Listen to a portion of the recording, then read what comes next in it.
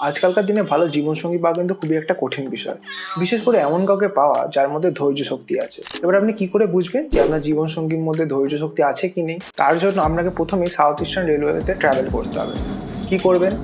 হাওড়া-গ্রামে কোনো একটা লোকাল ট্রেনের জন্য আপনি ওয়েট করবেন প্ল্যাটফর্মে। এখানে হবে লেভেল 1 অফ টেস্টিং, সেটা হচ্ছে লেট টেস্ট। ট্রেন এখানে 30 মিনিট 40 মিনিট লেট থাকবে।